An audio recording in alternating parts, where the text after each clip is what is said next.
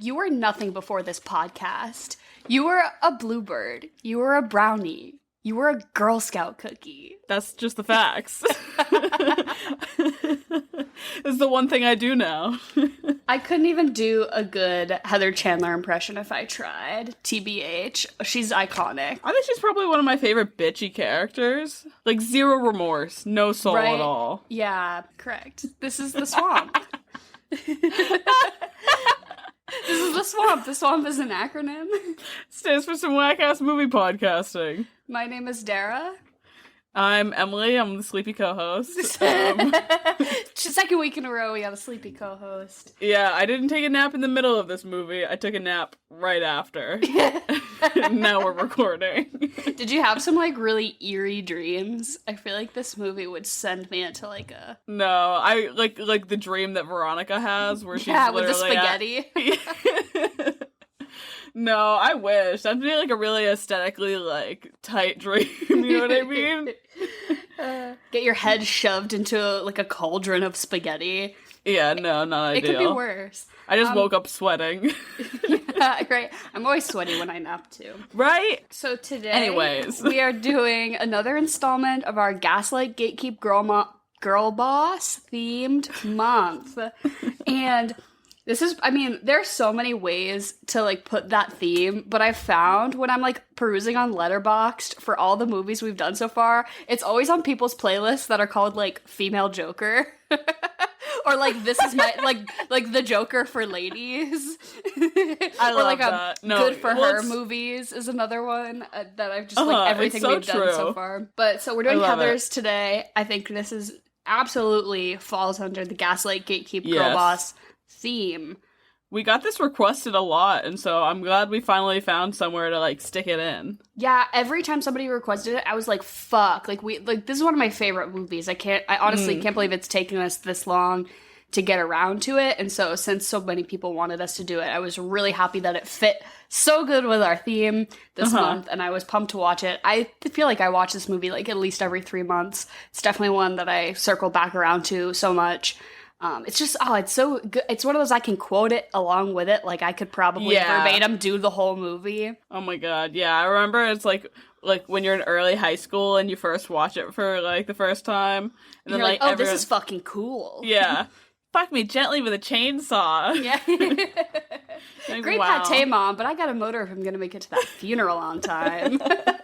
So good. I will die on the hill that this is probably one of the most quotable movies. I'd say you're correct. Like, ever. Like, this is, like, it just has all the best, like, one-liner, like, zippy one-liner dialogue bits. Like, I love my dead gay son, it doesn't get any better than that. I'm sorry. We should have... we couldn't have actually done this for Musicals Month, but there is a musical based on this movie. I was gonna ask you if you've ever listened to it. Oh yeah, I had a big phase for it, like later in high school. It was, not that long ago, a friend, musical lover friend, suggested it to me, and I didn't even know because it's off Broadway. Yeah. It was, like, never actually on Broadway, but it's on Spotify, I know that for sure. I would guess it's probably on Apple Music too. If you like this movie, I cannot recommend the musical enough. It tells, it's the same story, but it's altered in ways that honestly gives the characters, like, more depth to me. Like, I actually find a lot of the character arcs in the musical a lot more rewarding than in the film, because I think the film is very focused on, like, visual aesthetics, and again, like, those zippy one-liners and, like, the funny dialogue, and that is good for a film, but I think the way they translate it to a musical, so fucking brilliant. It almost feels like the film knew it was trying to be a cult classic, you know what I mean? But no, I totally agree with you about the musical. I think you get a lot of, like, a better story arc for Veronica, because, like, you sort of, like, see her before she's popular, almost, and you get a little bit more history there, which I really like. But in this movie, it pretty much starts off with, like, she's friends with the worst girls in school, and they're all named Heather. Yeah, right, and you're kind of like, why? Like, I do like the musical for that reason, because it kind of gives, like, some context as to why she actually is hanging out with them, whereas in the movie, I'm like, you fucking hate them. Why were you ever even friends with them in the first place? Like, literally, their names are all Heather. Why are you friends with them? Your name's Veronica. You just, by process of elimination, you simply just don't belong here. You can't fit Just won't work. But we should probably give a bit of a recap. I would hope that a lot of you have seen this movie at this point. I think it's pretty iconic. I would definitely say cult classic, like you said. I think it was so ahead of its time that it was like making fun of teen rom-coms that hadn't even been made yet. You know what I mean? Yep. Like it was like very satirical by nature. Like they were purposefully trying to make fun of a lot of like coming of age high school movies. Yeah. But it was just so far before that genre like really boomed. Like it was happening while it would have made so much sense for this movie to come out in 1998. Yeah. Like a whole decade later. Mm-hmm. Like this feels just really, the fact that it's a 1988 film really like kind of surprised me. Because like, it feels a lot later than that. Yeah, right? This is like almost like the opposite of a John Hughes movie. Mm-hmm. Mm-hmm. Which I thought was great. No, because that's what they were like trying to kind of make fun of. Yeah. Basically. Yeah. But it was like they were happening at the same time. But this movie was a total box office failure. I think it that doesn't shock me. just about broke even. It was super unpopular. And then it did take about a decade to the mid to late 90s when it really picked back up again as like a cult classic. And I think now it's, at least for like young, edgy teens, it's certainly like all of me and my edgy teenage friends in 8th grade definitely like watched Heathers. Oh yeah. Uh-huh. Yeah, but so for a little bit of a recap, we kind of already started. Veronica, she's in high school, and she has 3 friends, Heather, and Heather, and they're, like, the bitchy girls in school. And Veronica's like, yeah, like, I'm also popular and kind of bitchy, but, like, it's not really my cup of tea, but, like, I just do it because it's convenient, kind of. And then, so there's... Each of them has a color theme. Yes. So Veronica is blue, like black and blue, but mostly blue. And then the 3 Heathers are red, yellow, and green. And they like have very distinct color palettes, their whole outfits. It's very aesthetically pleasing to me. But then so her and her 3 Heathers, they're at school, and then there's a new boy at school, JD, and he is mysterious. He's not wearing a trench coat, but you really feel like he should be. Yeah. Yeah, you almost, in your head, you, like, when you think back at it, you're like, oh yeah, that's a trench coat. He was wearing a trench coat. He wasn't, but it was a trench coat. It was like a leather coat that was a little too long, but I was like, it just could be a trench coat. Yeah. And his hair, like, looks wet, but it's not on purpose. No. He gives you shooter vibes, and for good reason, right from the jump. Yeah, right, yeah, school shooter vibes, and she's immediately like, oh, I'm infatuated with this boy. And they meet again at a 7-Eleven, like a gas station sort of, where she's picking up snacks on her way to a college party with Heather. And it's kind of insinuated here that Veronica is a little bit new to this friend group because the main Heather, the red Heather, she's kind of the ringleader of the group. She says, I'm giving Veronica her shot tonight. Basically, like, to prove herself as, like, a cool person who can hang out. So she brings Veronica along with her to this college party. And this is her, like, way to prove herself as being cool or something, I guess. But so she runs into the gas station to get corn nuts, because I guess they need corn nuts. Plain or BQ. BQ! But so she runs into him again, he buys her a slushie, and they kind of hit it off. They've got this little romantic entanglement. They go to the party. It's gross college guys being gross to underage girls. Veronica hates it. Yeah, she's not into it. She's like begging Heather. She's like, can we please go home? She's like, and then she throws up. Not. She throws up all over Heather's shoes, and Heather secretly loves it because she's like, this is like gonna be like a nugget of information I can use to like destroy your social reputation, basically. Because everything, she seems to be like, she's playing chess all the time. Yeah, she's maniacal. She's always, for sure. Manipulative. And so that's when Heather does this big speech and she slanders Veronica and she's like, you're a fucking loser, you were nothing before you met me, yada yada yada. And so the next morning, Veronica links up with JD. I think he shows up like at her window. It's not even the next morning, it's like that night pretty much. He's like, he leans in through her window and he says, hey, you wanna fuck? You wanna play croquet? So they fuck outside, They fuck outside on her parents' lawn after playing strip croquet, which is the least sexy game I think I can possibly... Strip Connect 4 sounds more sexy than strip croquet. Are you kidding me? Like, strip shuffleboard. Strip bingo. could do it. It's so funny because, like, just the idea of, like, fucking on the grass is so horrific. Also, like, their lawn literally looks like turf. I'm like, could you imagine just getting down on some turf? Like grass stains all over your backside. But yeah, so they fuck in her parents' lawn, and then the next morning he's like, let's go to Heather's house. And she's like, okay, and they go, and they're like, let's pull a sick prank on her. Let's, like, make her drink something gross. And he's like, okay, Drano. And Heather's like, haha, you're so crazy. No, let's just, like, spit into a glass of milk. And he's like, but Drano. And she's like, oh my god, what if we put orange juice and milk together? That'd be so crazy, right, JD? And he's like, we should actually murder her right now. Yeah. Veronica's like, no, we shouldn't. And so JD switches the cups, Heather drinks the Drano and dies, and Veronica's like, oh my god, no! And then JD's like, but you're really happy about this, right? And she's like, yeah. She's like, yeah, I kind of loved this. And she's like, I just killed my best friend. And he goes, and your worst enemy. And she goes, same difference. Yeah. So pretty much... It's iconic. Yeah, they make it look like a suicide is what ends up happening. Because Veronica has the very quirky and unique talent of being able to forge anybody's handwriting. How convenient! This is established right from the beginning of the movie, where they're having her, like, forge, like, love notes from popular boys to, like, slip onto the, like, not popular girls' lunch tray or whatever. Like, this is just such a weird, like, niche thing, like, to give a character. Like, what the who decided that should be, like, her secret skill? How do you figure this out about yourself, too?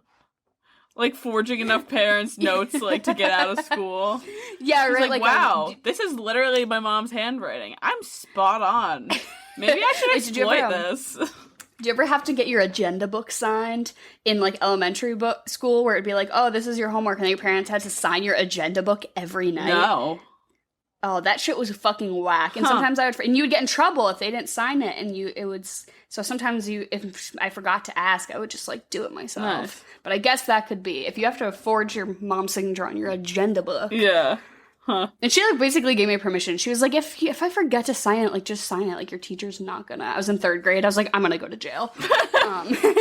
Jen, what a fucking G. But they make it look like a suicide, and then all of a sudden, everyone at school who used to think that Heather was this huge mega bitch was like, oh my god, she was actually so deep, because killing yourself means that you have emotions. Yep. And then, so Veronica's like, shit, now I, like, kind of idolized this person I hate. She's become a martyr. Basically, and so... Then they kind of do it again with these two football jock guys who are also kind of assholes. Veronica kind of gets dragged along on a double date, and it doesn't really go well. JD shows up out of the woods. Yeah, right? Like, he just knew where she was gonna be. Yeah, he'd have been lurking. Yeah. And so... They, once again, the football players start a fake rumor that Veronica sucked both of their dicks at the same time, which I'm like... Honestly, that would just be very impressive. Right, and also, if they're saying that to, like, put her down, but if you're in high school, if you're a junior in high school, and the most popular boy in school is going around saying that you suck 2 dicks at once, you should be like, hell yeah, I did! But everyone's my new secret talent. Yeah. But everyone's slut-shaming her, and they're like, oh my god, I can't believe you did that. And she was like, okay, I will plot and scheme. She's like, I will simply plot and scheme with my serial killer boyfriend. And so they come up with this big plot where she's like, hey, Ram, do you actually want to make it a reality? And he's like, yeah. And they go into the woods, and...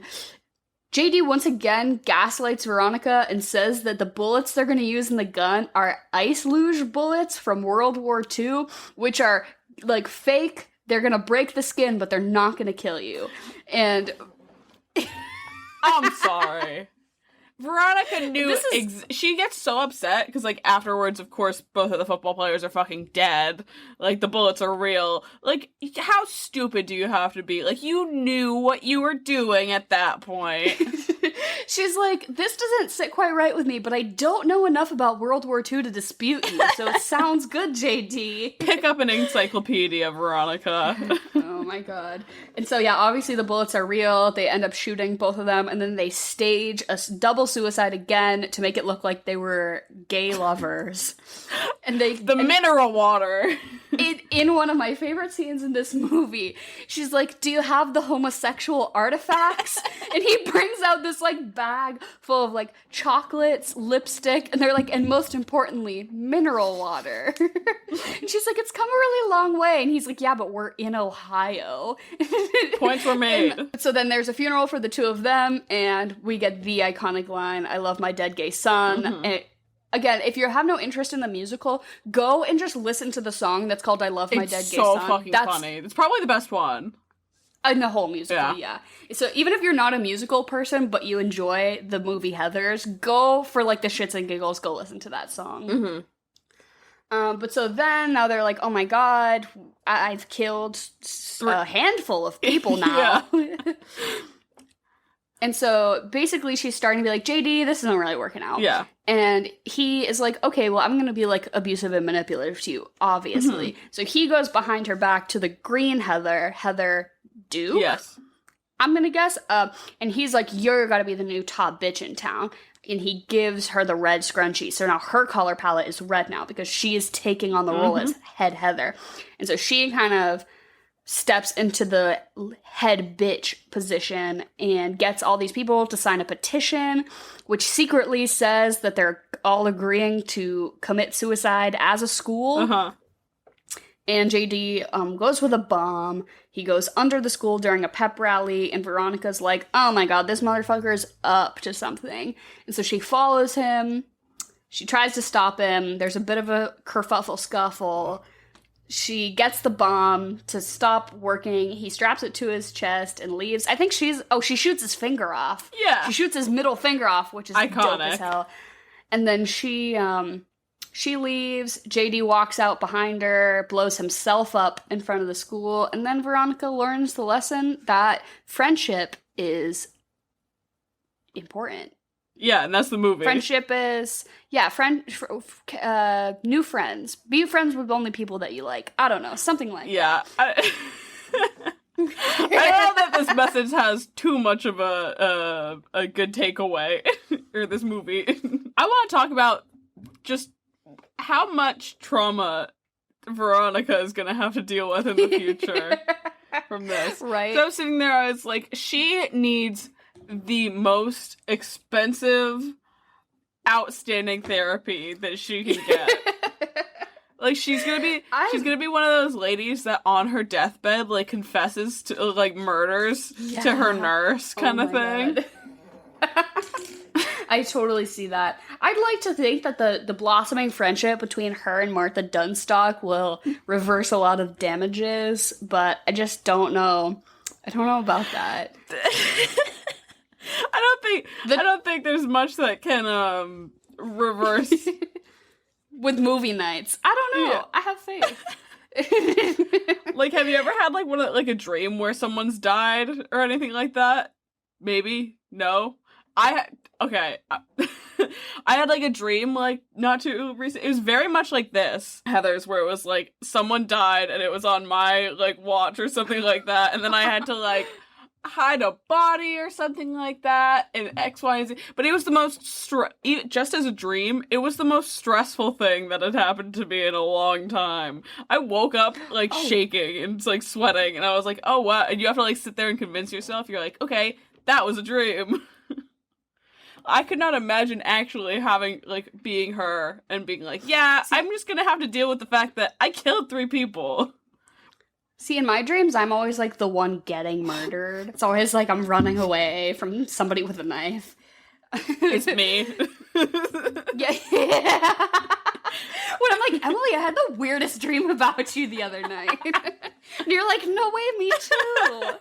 Yeah, that's what happens when you start a podcast together, is your dreams just start to merge. Like, first, step 1, your periods sync up. Step 2, murder. Murder dreams. So I think that Veronica is certainly going to have some trust issues going forward in her next romantic relationships. But I do think that I've come to the conclusion that the lesson we're supposed to take away from this movie is that even if he's hot and mysterious and intriguing, when you get those bad vibes, girl, you got to get out of there. Yeah. That's what, as soon as he does, so we can dive into this a little bit, because I don't want to be attracted to Christian Slater. I don't. Everything in me is saying no. And yet, here we are. He can kind of get it though. I'm like, he's in a trench coat and he has wet hair and a single earring, and he's doing a bad Jack Nicholson impression, and yet I'm like quaking a little bit. I hate it. I hate myself. Yeah, no, I had the same issue while I was watching this. I watched this with my roommate, and I was like, smash or pass? And it was like, unfortunately, smash. It's the thing for me that I can't even say smash is because of the stupid fucking way that he talks. I hate it. Like, if he shut the fuck up for the entire time, if I didn't hear one fucking word out of his mouth, then fine, I can do it. But the minute he opens his fucking mouth, nope, we're done. I know, it's, so that first scene when they're in the cafeteria, and he's like slouched over in his little leather jacket. Greetings and he's like salutations. But right, I'm like, you see him and you're like, oh, I'm interested. And then Veronica goes up to him and asks him the lunchtime poll, which is, you inherit $5 million the same day aliens say they're going to blow up the earth. What do you do? And he was like, I'm just going to take some tequila in my sacks out on a rowboat.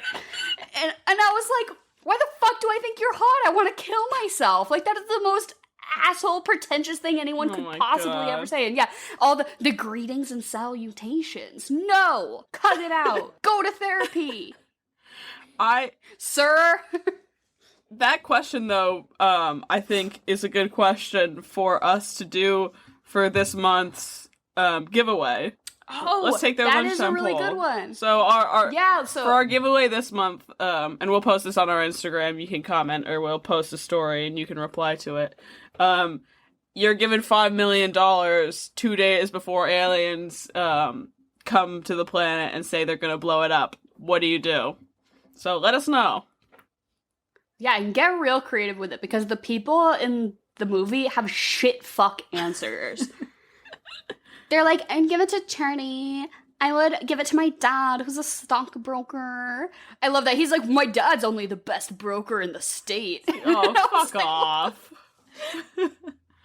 Like, dude, come on. But that montage of Veronica being like, we have to ask people who aren't like exactly like us, and they go and they ask like the stoners, I love that. And they ask the nerdy kids. I love that little montage right there of them all, like, one of them's like calculating. He's like, well, before taxes. Yeah. The other one's which is one of them's like, yeah, I'll put a bomb in a lion, and so we can both blow up together. It's like, that's not it. I'd pay Madonna to sit on my face. I loved that. And ride it like the Kentucky Derby. Oh my goodness. That's a really, that'll be our giveaway question. That's a really good one. Yeah, I just like hate that I think Christian Slater's hot in this movie. Ugh. It makes me, like, all my mentally ill bitches who are attracted to JD get in the car. We're driving off a cliff. Yeah, no, I think definitely when I was younger, I probably would have jumped on that bandwagon with you, but it's like the self-aware, like, I'm like, oh, I fucking hate him. Yeah. But like, yeah, it's just, like, he's very much like you said, the movie's female Joker, but his whole character is very, like, Joker vibes and all that shit. Oh my god.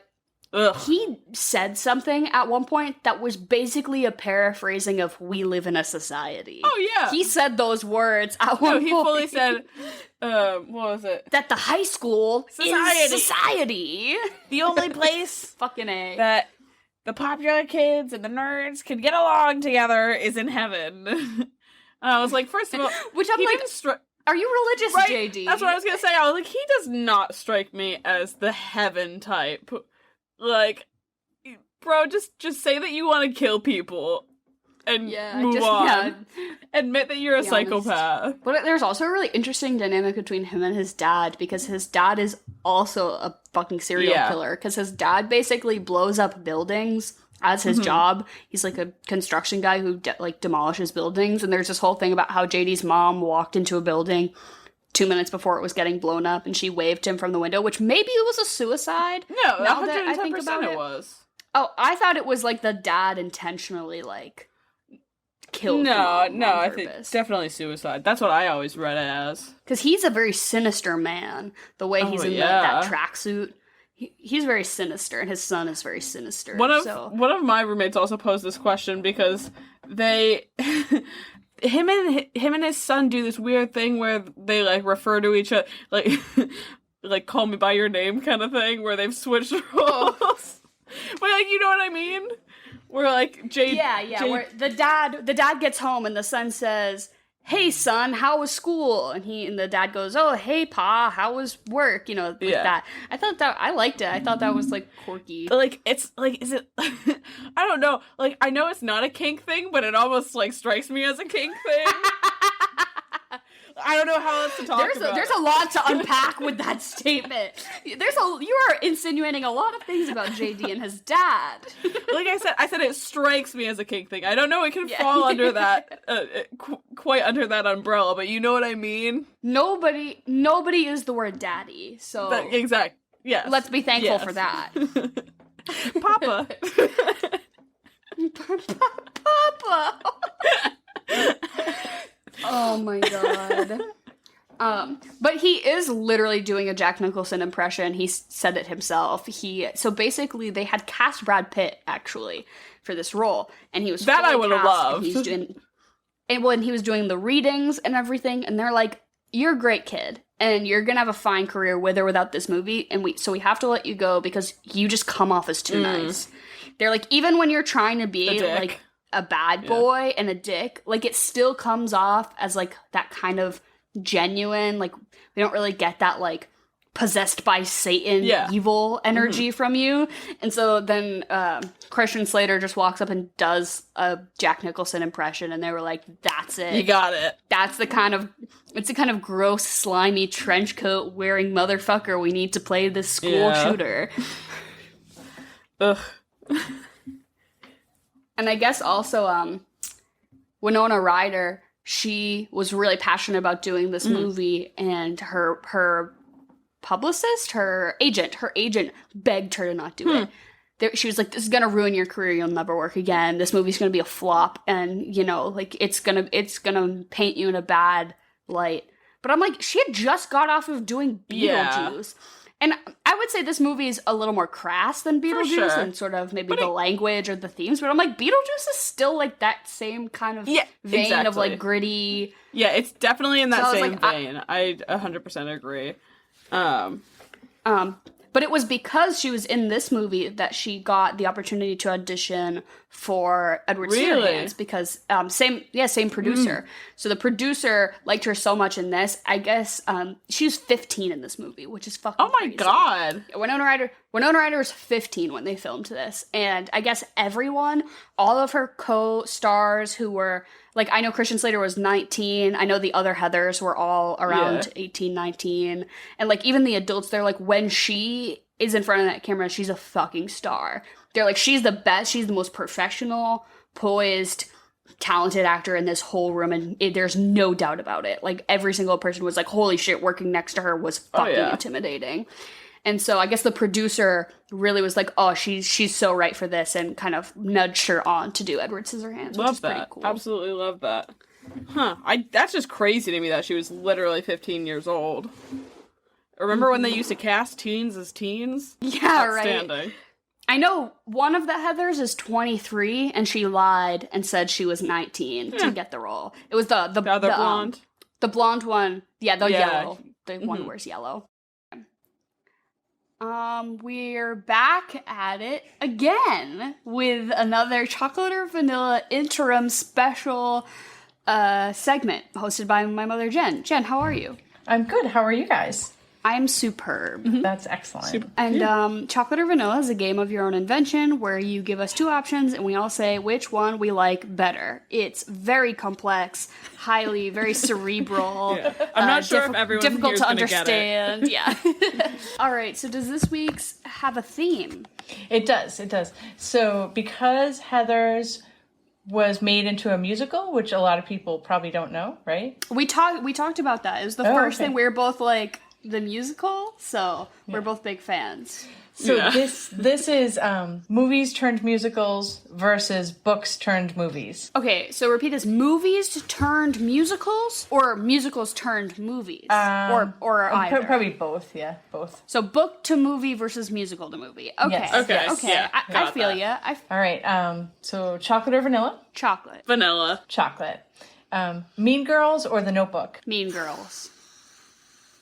I really like The Notebook, I'll be honest. It's like embarrassing to say, but I really like The Notebook.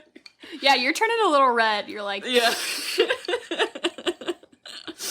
No one tell anyone about this, but I'm gonna say The Notebook.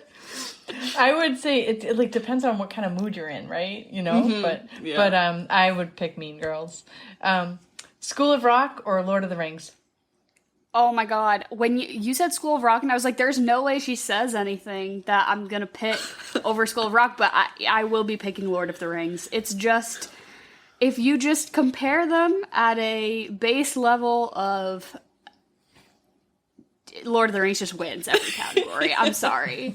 The only thing that Lord of the Rings would make Lord of the Rings better is if Jack Black was in it, but you can't have it all. Yeah, this is true. I don't think it's any secret that I have not seen Lord of the Rings, so by default I'm gonna have to say School of Rock. All right, I will say Lord of the Rings.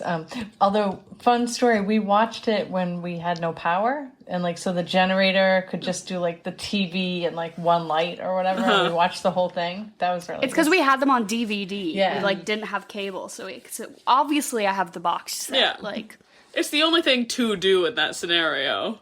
And I just had no idea it was so amazing. You should watch it. Yeah, it's been on my list of things to do for ages, so... Yeah. It's a time commitment, for sure. Exactly. West Side Story or Twilight? Twilight. I'm sorry, but it's gotta be Twilight. Yeah, for sure, Twilight. Yeah, me too. Sound of Music or Perks of Being a Wallflower? Oh my god, this is like you're picking like a timeless classic versus like something that I was really into when I was 13. So Putting you in a hard spot. yeah, right. I guess just for the culture, I'll say Sound of Music. But I was a big Perks fan back in the day. I have always been a big Sound of Music person, so I'm gonna have to stick with that. Me too. Sound of Music for the sweep. Rent or Dune? Oh my god, that's so funny. I watched Dune last night. I watched the old one. How'd you like it? I watched it recently. Horrible.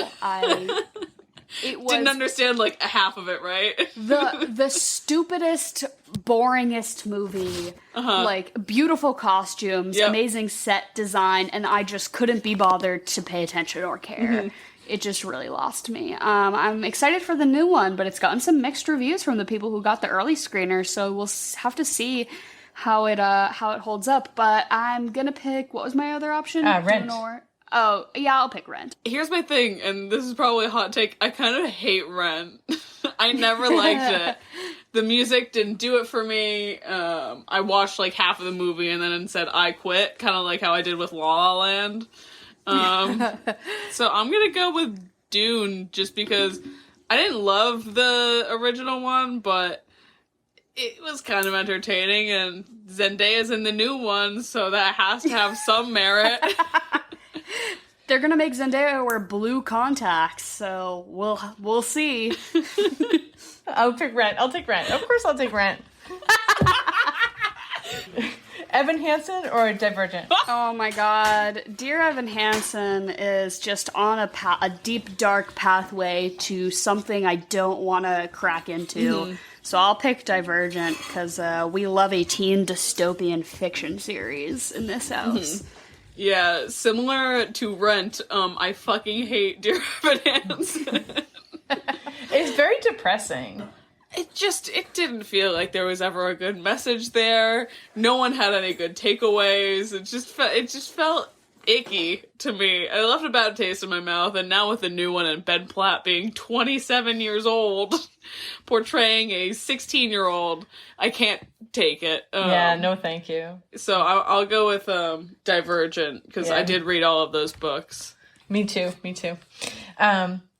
Grease or The Color Purple? The Color Purple.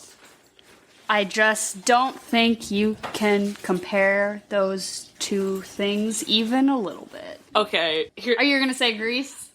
I'm sorry. I'm sorry for shaming you for liking Grease. No. Shame me for not having seen The Color Purple. Oh, okay, yeah. Which feels like I want to choose it, but I'm sure that once I watch it, I'll be like, damn, I should have chose The Color Purple. But I just haven't seen it. I just don't know why. In Grease, why does the car fly into the sun at the end? If somebody answer me that, and maybe I'll consider.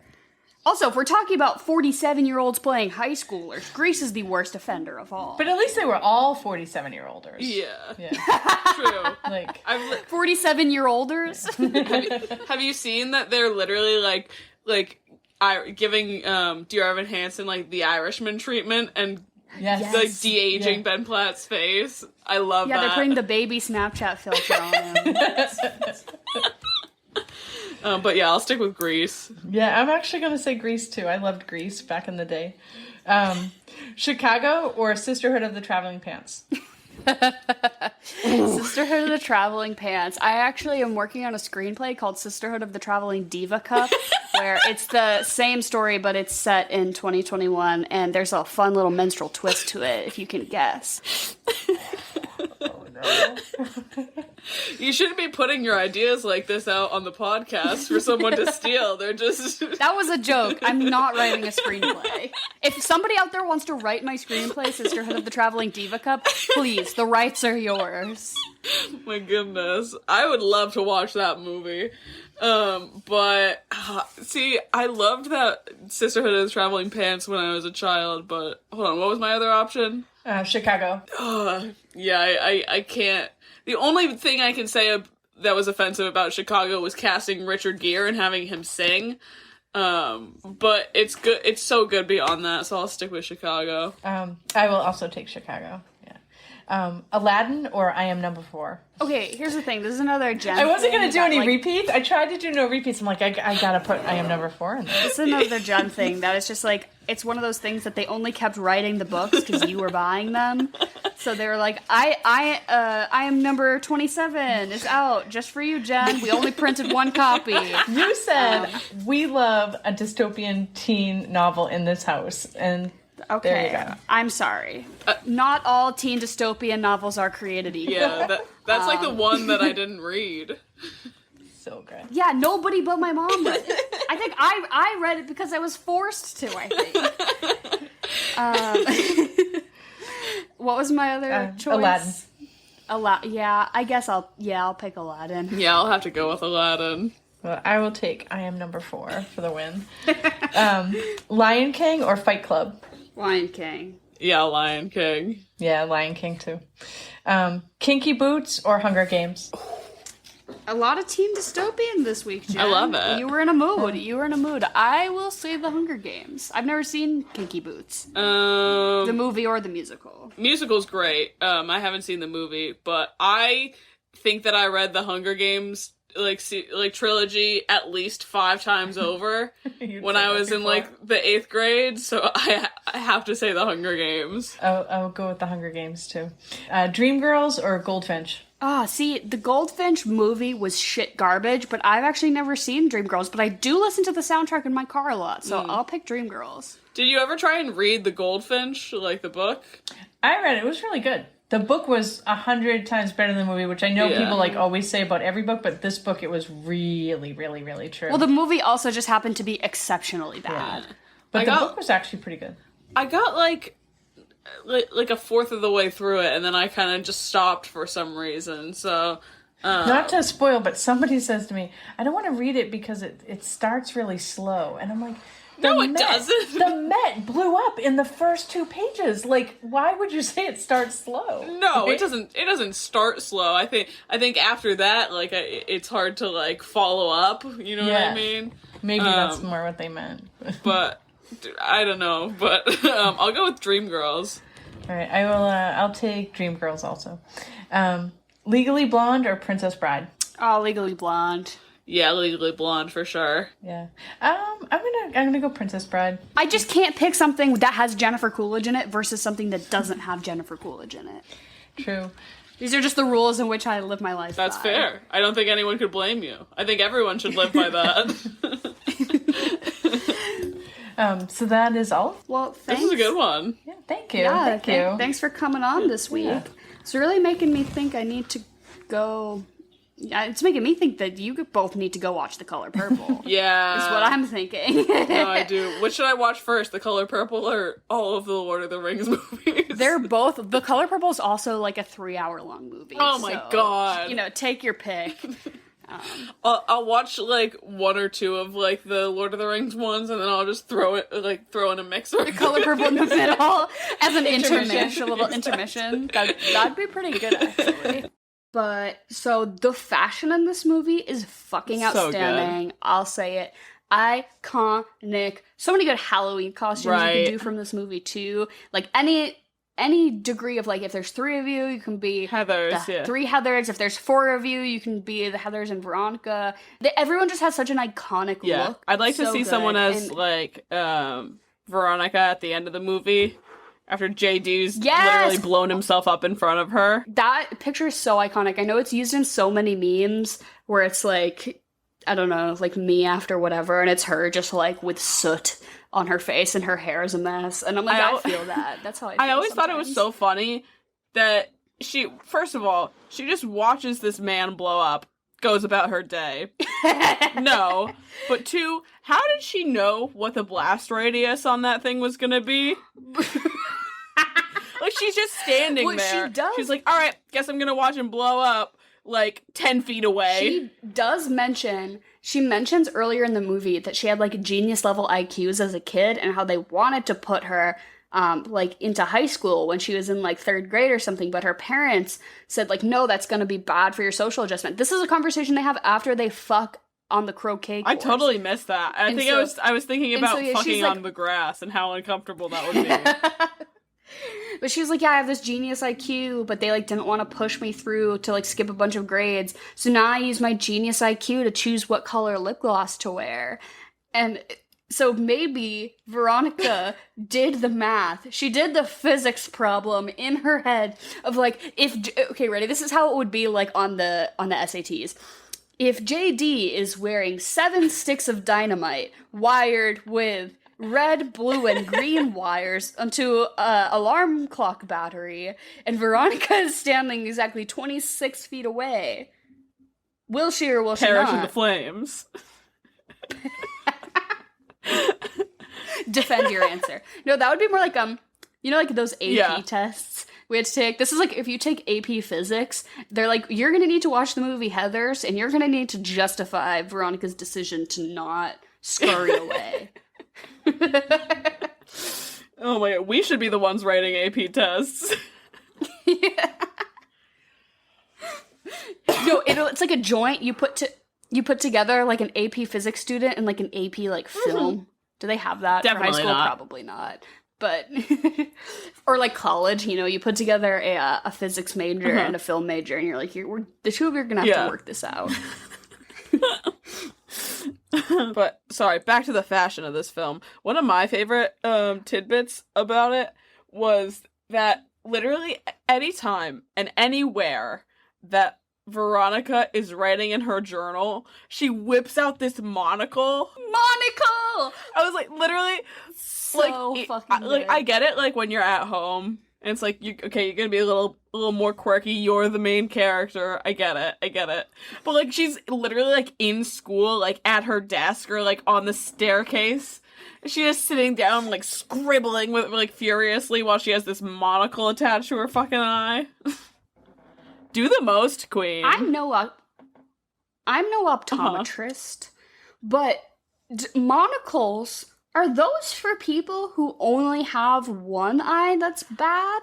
I have You know what no I mean? idea. Like, if one eye can see fine, or like maybe like reading glasses or something, can you have one eye that's fucked? I probably. guess. You definitely. What is it? Or is it simply to serve the look of wearing a We're monocle? gonna ask Google. Because if I was a drag queen, my name would be Monica Lewinsky, and I would dress up like Monica Lewinsky, and I would wear a monocle, and I would only do numbers about the impeachment. Love that. I think, I guess it's just to improve your eyesight. Like, why just wear? But like, wouldn't you have to close your other that's how eye? it works. Yeah, just put on some fucking readers. Just get a pair of fucking glasses, Veronica. So simply, all of y'all out there wearing monocles are doing it for the steampunk fashion aesthetic. Y'all think you're a founding father when you put on that monocle, and queen, live your truth. I'm not gonna stop I'm just saying, if you're doing that for the founding father vibe, you better be wearing a wig as well. That's all I have to say. A white puffy wig. Speaking of questionable things that Veronica does, though, do you think she like was really honestly like into the whole killing thing? Like, she had to know. Yeah, I think it was more like she didn't feel as bad about it after the fact as she maybe wanted to, and that kind of helped her justify her actions. You can definitely take it into however you want to interpret the movie, whether she totally knew or whether she was completely out of the loop and was totally getting manipulated and gaslighted. I could see how you could make the argument for any of them, but I think it's more like she was truly tricked into doing it. But after it happened, she's like, well, I did fucking hate them, and I don't feel that bad. So let's keep it Like, the thing about it is, like you said, she has this genius IQ. And then she's like, oh yeah, these bullets that are just gonna pierce the skin. Fucking idiot. And this high school boy who's displaying nothing but, like, violent tendencies. She's like, I love him. And, like, just questionable behavior. And he's like, yeah, we're gonna pull this sick prank where we pretend to shoot two people. Mind you, like, the first, encounter she had with him, he pulled out a bullet with full of blanks and pretended to shoot, like, 2 kids. You would straight up go to juvie. Whack. I mean, my whole thing about it is, like, I was watching this, and because they kill Heather Chandler with Drano, or whatever it's called, and I was just sitting there and I was like, how long would it take to actually kill someone with Drano? She, not a second before she is finished guzzling that Drano down, she is dead on the floor. Right. I was like, it hasn't even hit your stomach yet, girl. Are you Googling how long would it Yeah. Well, because we're all about facts and science of course. Here on this pod. And I really would like to know, because, she straight up, she, like, gasps for air, and then she falls to the ground, and she smashes through the... Like, maybe it, like, table. burnt a hole in her esophagus or something like that. That would make sense. This person says, long enough to know that you've done a horrible, horrible thing. Okay, that's not facts and science, but thank you. Drano is crystallized lye. Okay, well, if a person drinks Drano, liquid Drano, it will not only burn everything it touches. I don't believe this person on Quora. This doesn't seem like a reliable source. No, definitely not. But no, that makes sense though. It probably like burnt a hole in her esophagus. Because I am thinking, like, you pour Drano down the drain and it totally like incinerates all the balls of hair down there. So probably it was enough to make her pass out. No, I think it probably burnt a hole in her fucking throat, and that's how she went down so fast. I guess most people are saying that your reflexes would cause you to not be able to drink not more than a sip. Interesting. It's so acidic and nasty that your reflexes would not. Like, she guzzles Maybe that this should shit be down. on our AP test for, like, chemistry or biology. How much Drano is a person able to drink? We're gonna pitch an entire Heather's themed college board year. We're gonna pitch it. Every single test has something to do. If those fake bullets actually existed, what would the velocity rate of speed have to be for it to just puncture the skin? Engineering? Design some bullets. We probably shouldn't be asking kids to do weapons, though. How much dynamite would JD have actually needed to blow up the school?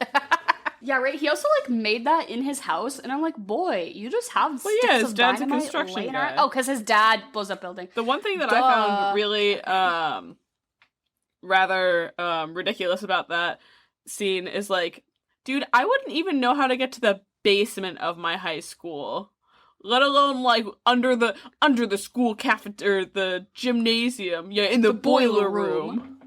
Like, I couldn't tell you anything. I would maybe bet that our high school didn't even have a basement. Our high school was built on a swamp. I think it probably had some rooms that were like locked or something. But who can say? Oh, a really fun Easter egg in this movie is the scene after the date that goes awry. When she goes into the yearbook room they're asking her if she has any deep and meaningful poetry from Heather so they can put it in the yearbook in her suicide page spread. And that's when all the girls are like snickering, being like, ha ha ha, you suck 2 dicks at once. I'd be clapping. The boy in the red sweater who is asking her about Heather's poetry is Mr. Mosby from The Sweet Life of Zack and Cody. No fucking way. It's so funny. He has like one line and he's in it for a second.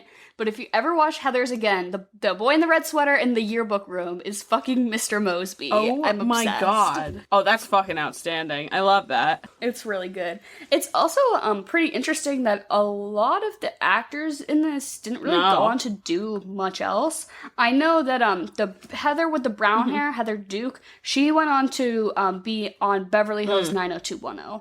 But the two blonde Heathers didn't really act much. I know, obviously, Winona Ryder and Christian Slater both became pretty big. That's so weird, though, because, like... It just is surprising. I feel like Christian Slater, like, this is the biggest thing that he's done in my book. But that's just maybe me not having seen, like, enough. But I can't really think of a lot that he's done. I feel like he probably did TV more than films, because I was looking at his, like, IMDb page, and nothing really stood out to me. I know, whenever he, like, pops up, it's, like, kind of a jump scare to I me. get that. He's in a lot of, like, early 90s type stuff that I've He was never definitely seen. like on the front page of Tiger Beat for a while. Was he? I feel like Tiger Beat. Let's look up Christian Slater Tiger Beat, because if this exists, it has to go definitely. on Instagram. Is it there? Teen close Beat. enough. No, that's Patrick Swayze. He was on no Tiger Beat. Damn. He did some like off-brand adjacent. Close enough. Teen Beat, Christian Slater, the hunkiest honey in Sherwood Forest. Whatever that means. I don't know. Oh my God. Did you ever read those like magazines when you were a kid? Oh, absolutely I did. And they had the posters in the middle pages that you could rip out and put on your wall, and they had holes in them because you had to rip through the staples. Definitely had like all the Twilight ones from back in the day when they would do the Twilight I editions. had the Twilight ones. Yeah, no, I totally agree with you there. Now we're just talking about Twilight. I had a piano music book for the score of Twilight, and in the piano book it came with posters of the characters. So, of course they know that the kind of person who's buying a Twilight piano score book probably wants some fucking posters. Could you play Bella's Lullaby? Oh, yeah, you know it. So, I don't think there's really a natural way to segue into this, but the striking similarities between this movie and Mean Girls. Not only is Mean Girls is kind of like the coming of age teen film that this movie is intentionally trying to like satirize, imitate kind of thing. The similarities are incredibly striking. The group of 3 popular girls, a new girl who gets dragged in, the whole scenario of it all. And I will tell you that this is no coincidence. Heathers was written by the older brother of the guy who directed Mean Girls. So Mark Waters and Daniel Waters, brothers, one of them wrote Heathers, one of them directed Mean Girls. So that's why those two movies feel so similar. This was while I was digging around in the pits of like IMDb and stuff. I'm like, because I was thinking while I was watching this movie, I'm like, yeah, this is Mean Girls. Like, you could play these two movies at the same time on top of each other. Yeah, and they basically follow the same structure. Yeah, it's like the same algorithm pretty much. But just the whole no murder in Mean Girls, but just like having the 3 Heathers and the Plastics are just irrefutably the same characters. Oh, for sure. 100%. Yeah, I mean, that would be a good one to, I guess, follow up Heathers with. If you had to do a double feature. That's what I was thinking. Like, this Clueless, like, Heathers Clueless Mean Girls is, like, a really good, like, bang, bang, bang. Yeah. to me. Do we want to get into it? Do we want to get into we can. So Okay. I would say yes, those two movies. Those three, or yeah. you definitely could also watch just like any John Hughes. I don't know, 16 True Candles, enough. some bullshit Yeah. like that. I watched recently St. Elmo's Fire again for the first time in ages. I won't lie, I kind of Really? I feel like your it. mom loves that movie. She does. It was just, I don't know, did not hold my attention like most John Hughes movies can. Like Ferris Bueller is probably my favorite one of his. Yeah, to me, it's just like it's just The Breakfast Club 2. Exactly. That's all St. Elmo's Fire is. Yeah. It's literally like the exact same cast. But if I had to suggest a movie to watch after this one, I'm gonna bounce off of the aesthetic of Heathers, because I don't feel like a dark comedy well, I guess you could, but sort of in the same vein, and it's a movie that we've done before. I'd suggest But I'm a Cheerleader. I think they aesthetically line up really well, and I think it still has sort of that, I guess a dark comedy kind of feel to it, which I think is good, and plus it's like a crisp hour 25-minute movie, so I just think it would be a nice. I would also argue that that's the whole like box office flop turned cult classic, same vibe. I feel you there. I would say also aesthetically, to me, this movie makes me want to watch Donnie Darko. Like, see, I've never seen it. It's like really bad. Like that's like 2 steps to the left, you know, like they're not quite comparable, but it's also just like I just think Jake Gyllenhaal's really hot and he's displaying a lot of really questionable mental illnesses. Yeah. So he's just Christian Slater. Yeah, right. Well, but he's Jake Gyllenhaal. Yeah, so exactly. He's a little bit more forgivable. Yeah, of course. But it's like another one of those like, oh my god, I'm attracted to this school shooter kid. Fuck. Kind of movies. Fair enough.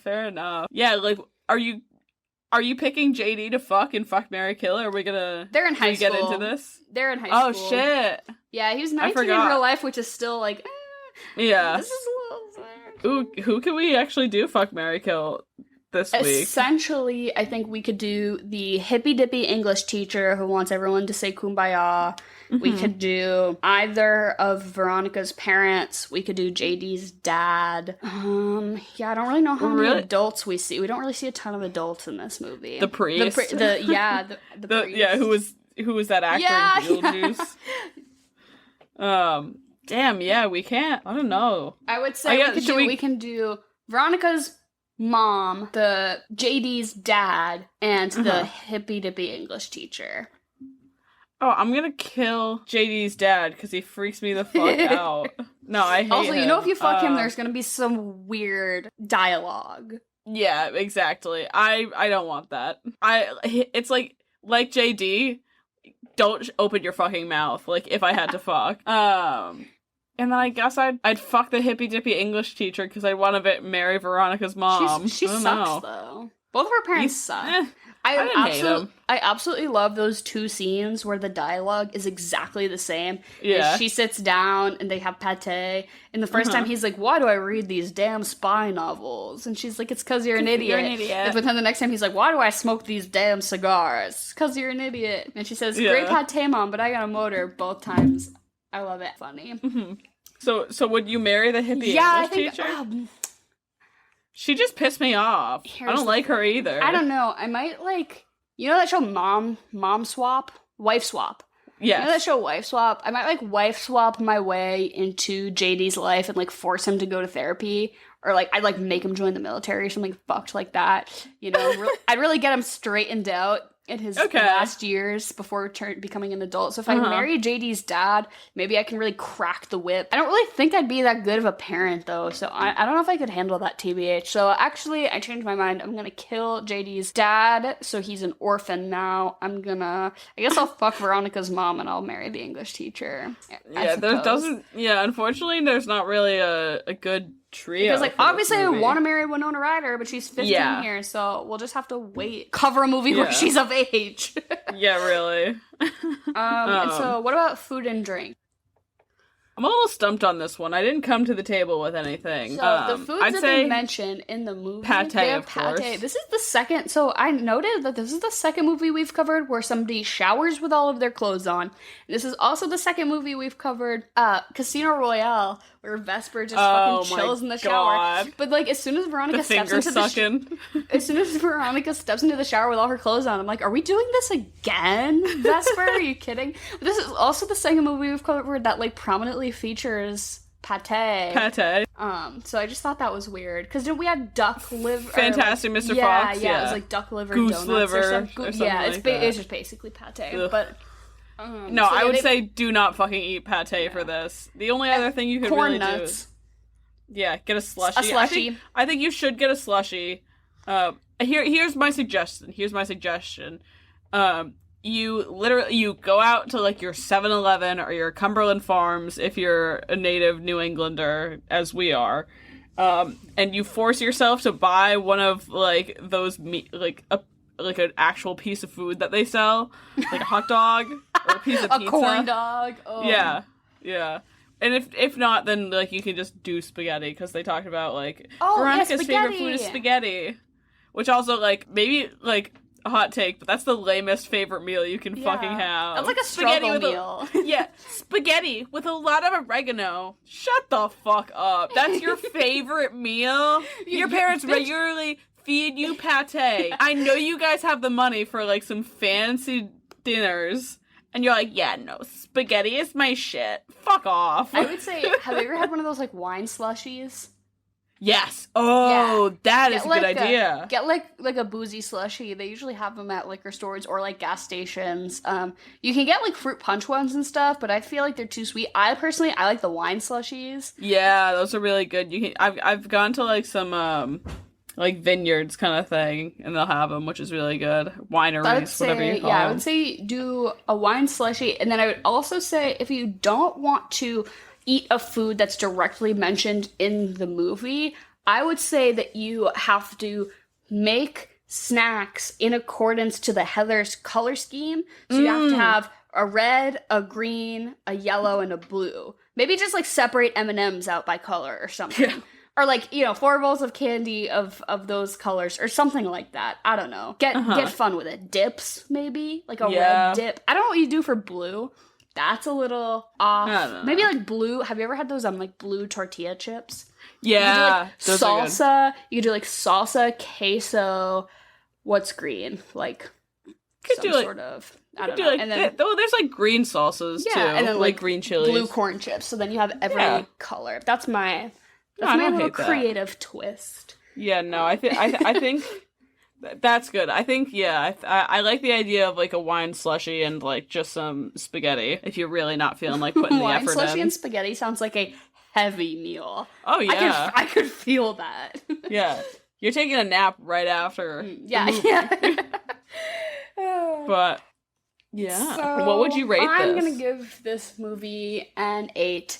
I do like it a lot for nostalgia factor because I feel like it's one of those movies that I like watched a lot while I was like really getting into like watching movies as a hobby, if you can say that. Yeah, I don't know. No, but, like, I get it. I definitely would say I watched this movie for the first time when I was maybe in like 7th or 8th grade, and it's definitely been a very regular staple in my life since then. I think it holds up. I like it a lot. I can recognize its flaws as a piece of fiction, I guess, but it cracks me up, and I like it, so I'm gonna give it an 8. Yeah, I'm gonna stick it with like a 7.5. I think over time, I wouldn't say I've started to dislike it, but I just like it a little bit less. Well, when you're not 13 and on Tumblr, like... Exactly. So it's lost a little bit of its spark for me, but I still really enjoy it, and I have a fun time with the movie. A lot of like those one-liners do still crack me up. So have you seen that TikTok of the kid who played the little brother on Lizzie McGuire? I'm really looking forward to cracking up. Exactly. That's me at the beginning of every movie. I'm really looking forward to cracking up. Oh, exactly. But thank you guys for listening. Yeah, thanks for joining us this week with Heather's. Next week we will be wrapping up Gaslight, Gatekeep, Girlboss month, so look out for that. Make sure definitely to answer our poll question, our lunchtime poll. You get $5 million on the 2 days before the world blows up. What do you do with it? And we'll send somebody who gives us a good answer. We'll randomly draw one and we'll send you some merch. Mm-hmm. So also merch, we say this at the end of almost every episode, but if anybody has any interest, desire, inkling about t-shirts, hats, mugs, anything, I love to make shit. So if people are like, yeah, we would love, I don't even know what I could, but I make all of our merch right now, all of our tote bags, our pins, everything like that. So if people want more shit, I would love to make that happen for you. So also make sure to check us out on social media. All of our links are in the description below. And please continue to send us in your movie suggestions. It's our favorite thing. We keep a big running list of everything you ever send us, whether you send us a 5-paragraph essay about why it's your favorite movie, or if you just DM us the words Osmosis Jones. Like, I still write it all down.